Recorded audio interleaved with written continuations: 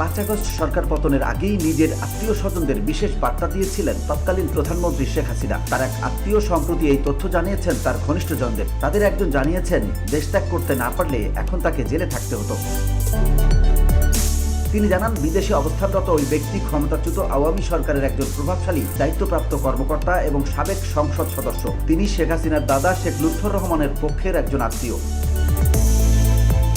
সূত্র জানায়, গত বছরের 4 আগস্ট কারফিউ চলাকালেই মোবাইল ফোনে নির্দেশনা পেয়ে তিনি পরিবারের সদস্যদের সঙ্গে দেশ ত্যাগ করেন এবং অস্ট্রেলিয়ায় আশ্রয় নেন। ওই আত্মীয় জানান, শেখ হাসিনা শুধুমাত্র বঙ্গবন্ধু পরিবারের সদস্য ও নিকটাত্মীয়দের দেশ ছাড়ার নির্দেশ দেন। তাদের একটি হোয়াটসঅ্যাপ বার্তা পাঠান তিনি, যাতে লেখা ছিল, নো ওয়ান স্টে হিয়ার। এই বার্তার অর্থ বুঝতে কারো সময় লাগেনি। এটি ছিল দেশ ত্যাগের চূড়ান্ত নির্দেশ। সূত্র আরও জানায়, আওয়ামী লীগের কোনো নেতা বা অন্য কারোর প্রতি এমন বার্তা পাঠাননি শেখ হাসিনা। আত্মীয়দের নিরাপদে বিদেশে পৌঁছানো নিশ্চিত হওয়ার পর 5 আগস্ট তিনি ছোট বোন শেখ রেহানাকে সঙ্গে নিয়ে ভারত চলে যান। পরে শেখ রেহানা লন্ডন চলে যান।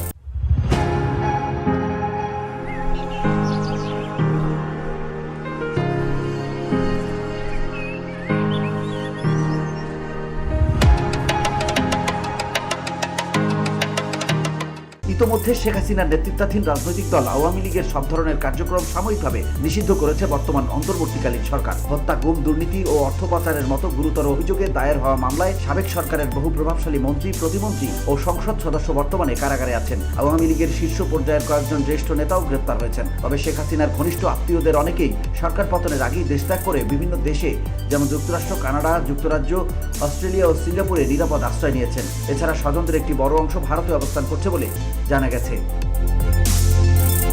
VOD Bangla news desk.